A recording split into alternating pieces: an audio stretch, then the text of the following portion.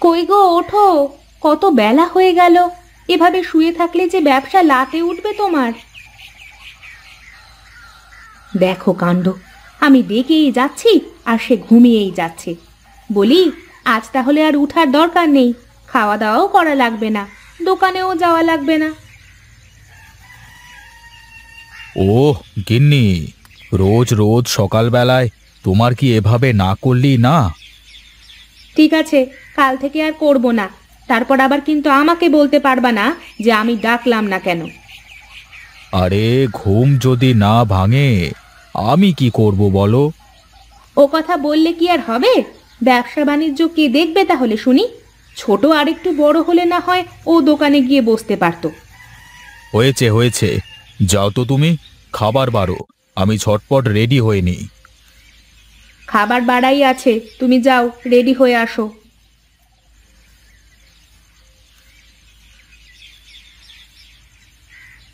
আর কদিন পরেই তো পুজো। এবার কিন্তু পুজোয় আমাকে আমার বাপের বাড়িতে যেতে দিতেই হবে।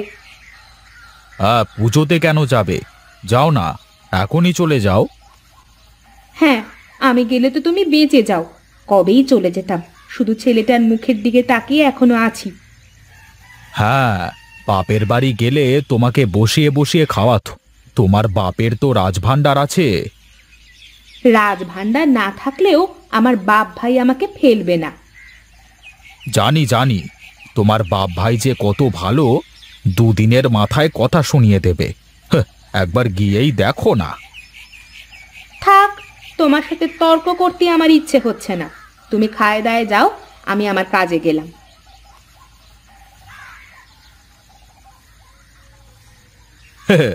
উচিত কথা কইলে পরেই খালা বেজার হয়, কারোর কিছু কওয়ার মতো নেই।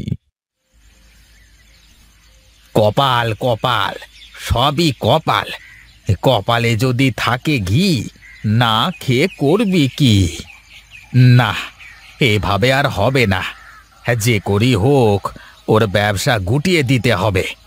অনেক দেখেছি, আর না, এভাবে চলতে থাকলে দুদিন পরে পথে বসতে হবে।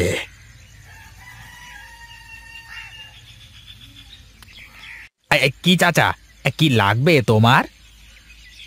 কি আর লাগবে, আমাকে 2 টাকা দে বাবা, খুব খিদে পেয়েছে।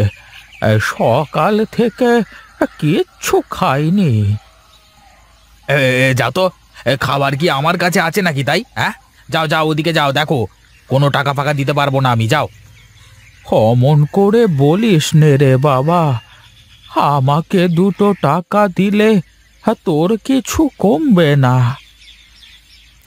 বাবা রে বাবা, একে তো সারাদিন কোনো কেনা বেচা নেই, তার উপর এই উটকো ঝামেলা। বললাম দিতে পারবো না, যাও ওদিকে গিয়ে দেখো গে, যত সব।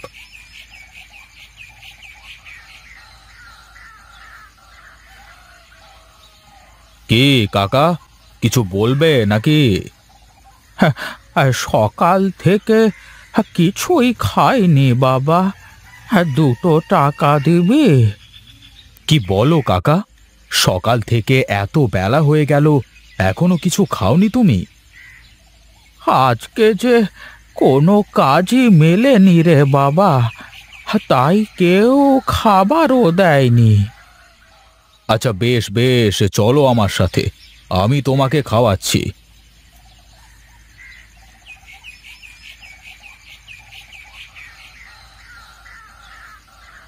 কি রে বাবা, সে কখন থেকে বড়শি ফেলে বসে আছিস?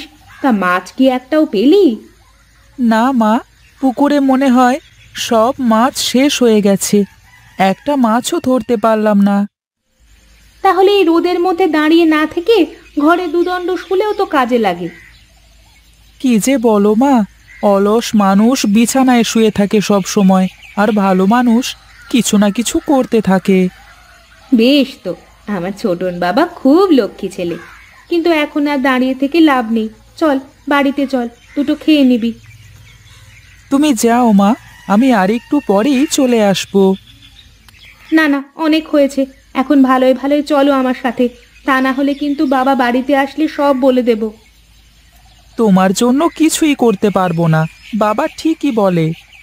বাবা কি বলে শুনি? না না, কিছু না, চলো, তোমার কথাই থাক।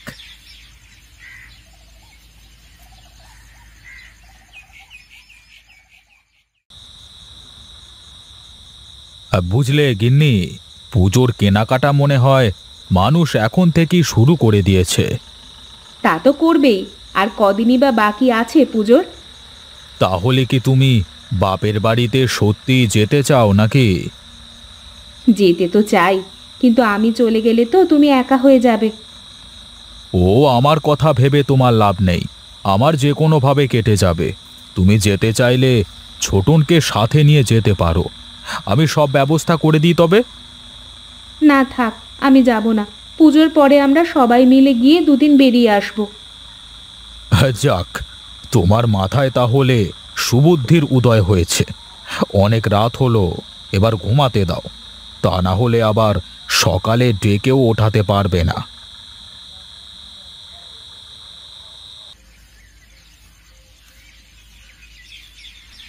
কে তুমি বুড়িমা? কি চাও? আমার আমার বড্ড তেষ্টা পেয়েছে রে মা, বুকটা শুকিয়ে যাচ্ছে। আমাকে এক গ্লাস পানি দিবি? তুমি বারান্দায় গিয়ে বসো বুড়িমা, আমি তোমার জন্য পানি নিয়ে আসছি।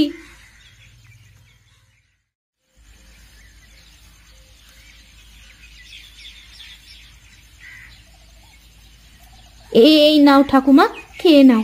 কি দরকার ছিল আবার খাবারের?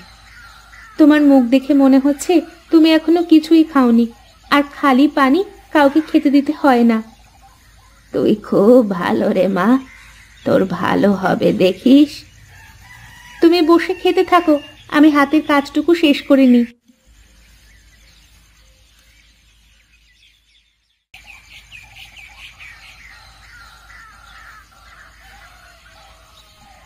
কই গো গিন্নি, এদিকে এসো।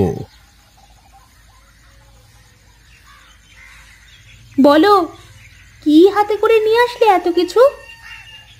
দেখো দেখো, বাজারের সব থেকে বড় চিংড়ি মাছ এনেছি, সাথে কলার থোর।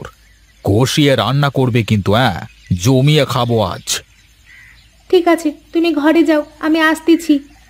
আরে, এই বুড়িমাকে চিনতে পারলাম না তো। ওই দুর্গায় বাড়ি, গ্রামে গ্রামে ভিক্ষা করে বেড়ায়, দুনিয়াতে কেউ নেই ওনার। আমরা তো আছি। তুমি বুড়িমাকে বলো আজ থেকে সে আমাদের এখানেই থাকবে। আর তোমার ওই সোনার টুকরো ছেলেটাকে দেখছি না যে? আছে কোথাও, হয়তো খেলা করছে। বেশ বেশ, তুমি সুন্দর করে চিংড়ি আর কলার থোর রান্না করো। আজ অনেক দিন পর দুটো একসাথে মিলেছে।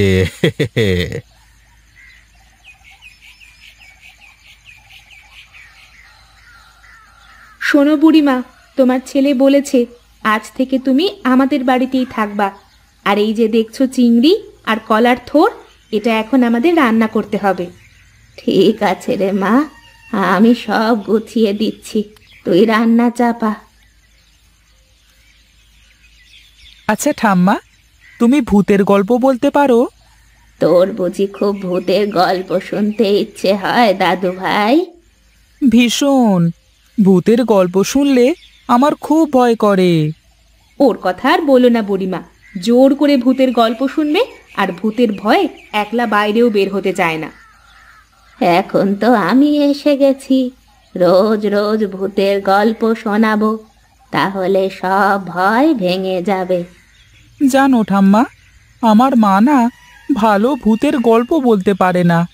আজ থেকে আমি তোমার সাথেই থাকবো আর শুধু গল্প শুনবো। বুড়িমা, দেখো তো রান্নায় সবকিছু ঠিকঠাক হলো কিনা। সব কিছু ঠিকঠাক আছে। বাহ, কি স্বাদ রে মা তোর রান্নায়। সত্যি বলছো বুড়িমা, স্বাদ হয়েছে? হ্যাঁ রে, সত্যি বলছি, বেশ স্বাদ হয়েছে। তা না হলে তোমার ছেলে যে আবার আমাকে একদম উদ্ধার করে ছাড়বে। শখ করে চিংড়ি আর কলার থোর এনেছে যে।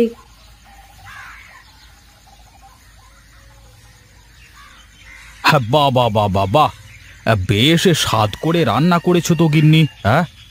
স্বাদ হয়েছে কিনা জানি না, রান্না করার দরকার করেছি ব্যাস। দেখেছো বুড়িমা, কথার ভাব শুনেছো? হ্যাঁ, মনে হচ্ছে না চেকে তরকারি রান্না করেছে। কই দেখি কি হলো। কি, ওরে বাবা, আমারও যে গা চুলকাতে শুরু করলো। কি হচ্ছে? ওরে বাবা রে বাবা, ও চুলকুচ্ছে।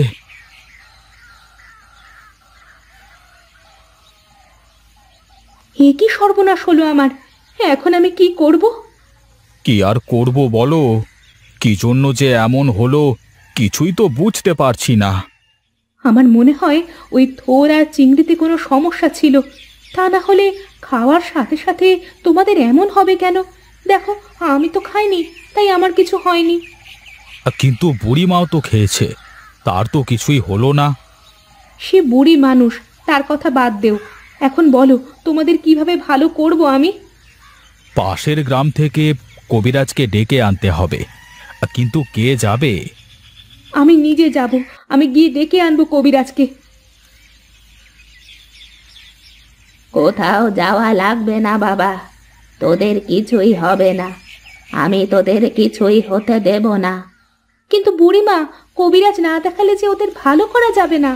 তুই কিচ্ছুটি চিন্তা করিস নে রে মা, আমি আমার দাদু ভাই আর ফটিকের কিছুই হতে দেব না।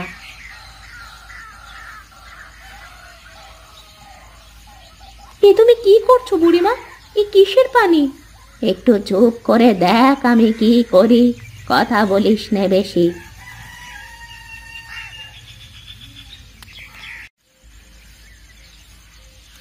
তুমি আমাদের ছেড়ে চলে যাবে বুড়িমা? তাছাড়া যে আর কোনো পথ নেই রে মা। তবে তোরা কিন্তু সাবধানে থাকিস, বিপদ এখনো তোদের পিছু ছাড়েনি। তুমি আমাদের জীবন বাঁচালে বুড়িমা, তুমি না থাকলে যে কি হতো। মানুষকে অত বিশ্বাস করিস নে রে বাবা, সবাই তো আর ভালো মানুষ না। কিন্তু বুড়িমা, এমন হওয়ার কারণ কি তুমি যদি বলতে। তোর কাছে যে কলার থোর বিক্রি করেছে সে একজন ঝোঁকাবাজ। ওটা কলার থোর ছিল না, বুনো কোনো গাছের থোর ছিল। তাই তো খাওয়ার সাথে সাথেই এরকম হয়ে গেল। তুমি আমাদের ছেড়ে যেও না ঠাম্মা। তুমি চলে গেলে আমি কার কাছে গল্প শুনবো? আমি আবার আসবো রে দাদু ভাই। সত্যি বলছো ঠাম্মা? তুমি আবার আসবে? হ্যাঁ রে দাদু ভাই, আমি মাঝে মধ্যে তোকে দেখতে আসবো।